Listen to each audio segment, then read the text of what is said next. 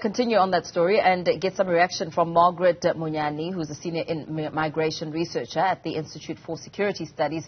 Very good afternoon to you. Welcome to Newzroom Afrika. What is your reaction to the unit and the role it could play? I mean, we're hearing from Dr. Masiapato says this new force will back up the defense force and strengthen the country's borders. Good afternoon and thank you for having me. Yes, of course, ideally and on paper, or say theoretically, the Border Management Authority has been instituted to oversee and manage the flow of people and goods across the South African borders. So there is the anticipation that this will ensure the movement is safe, organized, and also in line with the national laws and the regulations.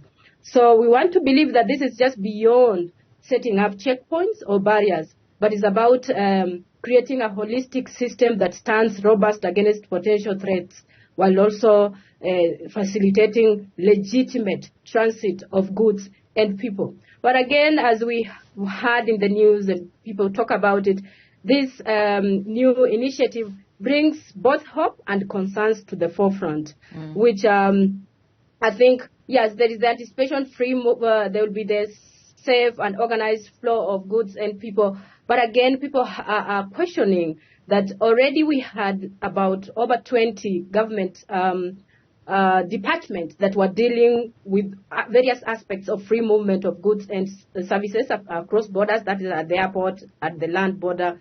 But there is the question of inefficiency and corruption that has been observed over time. And we are seeing now this overall body that is supposed to streamline this. Then you ask yourself, and this body is supposed to work with these departments that so far to this day that are inefficient. So how far will we go with this process?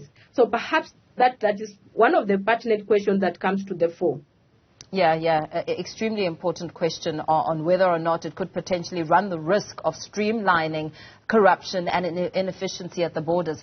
How costly will this be? And is the cost, can we justify it considering we have the SANDF customs officials and the Department of Home Affairs? Is it not a duplication?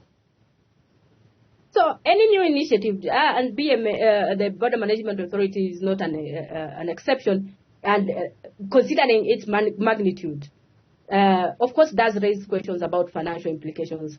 And I think one of my colleagues wrote an article this not long ago, and there was the anticipation that it will take up to 15 years for the streamlining to be done, like for the BMA to operate optimally. It will take 15 years.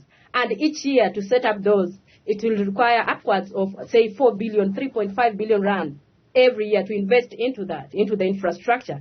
Then after 15 years, the government will require to pump in 10 billion rand every year for it. So when you look at that, these are valid concerns. There is need to weigh costs against the broader objectives of the BMA, what the BMA aims to achieve. If the BMA can drastically reduce illegal activities at the border, streamline immigration processes, or enhance trade efficiencies, then in turn, the investment is justifiable. But we have to keep in mind, I don't think the success is going to be overnight. Perhaps what we will see initially would be the administrative side, the day-to-day operations from documentation of border checks. Those are likely to be seen maybe in the next year or 3 years. But the long-term aspect of it will need very more transformational. It will need a lot of strategic planning to be realized. What strategic planning do you think will be needed from the Department of Home Affairs? I mean, you speak about administrative issues and how they need to be dealt with. Will it not put even more strain on an already strained Department of Home Affairs? That's exactly the point. Because now we have Home Affairs, like you say, it's already strained. Now we have a new body with new staff, which requires such significant budget, adding a layer to that. So the issues around training, because yes, I hear what the president or the government is trying to say, that we need to curb irregular migration. That is ideally what any efficient running government should do. But again, the question is, why are these people crossing borders? Because if the issues the reasons or the factors, the pull and push factors of why these people are crossing borders are not addressed, we'll still see the number of people, because the issue is not about the number of people crossing borders. It's about the preparedness of the government of where these people end. But if we focus on securing the borders, then we run the risk of focusing on the border as opposed on the protection of people, especially those who are crossing borders and are in need of protection or are vulnerable. There is the chance to exacerbate those kind of their vulnerabilities. And then secondly, of course, we are looking at the issue of migration is a transnational issue. Where are the SADC in all this? Where is the SADC? Where are the neighboring countries? What are they doing in order to support this cause? Because it can't just be a South African issue. What is the South African government trying to do in order to work with the neighboring countries to ensure that the causes of movement, those that can be addressed are addressed, and then that those who need protection are admitted right on time?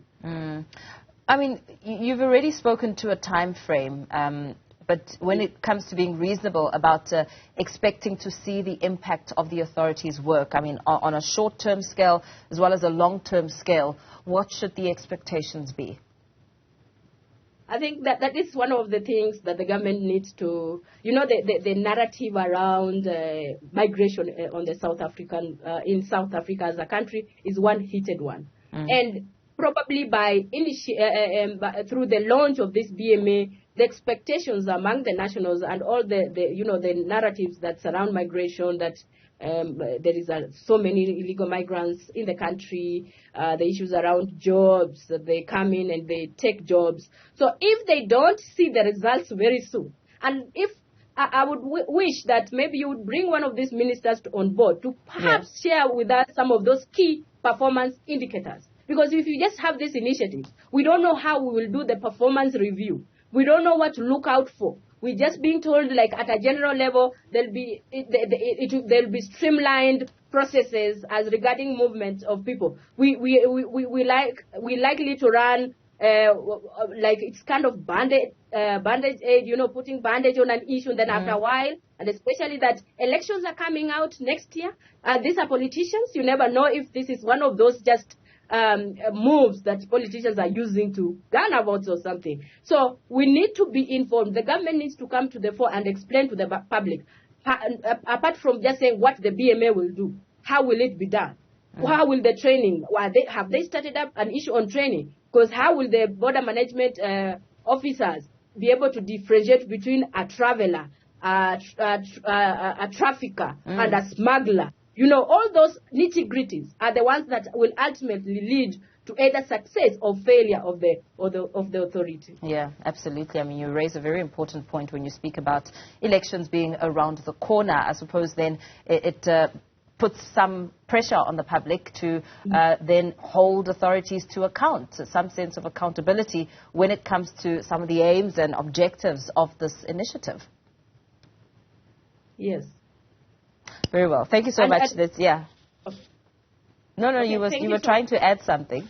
I'll give you that chance. Yes, I was just trying to say that also the narratives, the narratives around migration and migrants are so strong at the local level. It's so hard for politicians to challenge them. And that's why probably they have to flow with the challenge, with the narratives, and try to prove that they are listening to people so that they can buy the legitimacy during the next elections. Yeah, very important point. Thank you so much for your time, Magaret Monyani, Senior Migration Researcher at the Institute for Security Studies.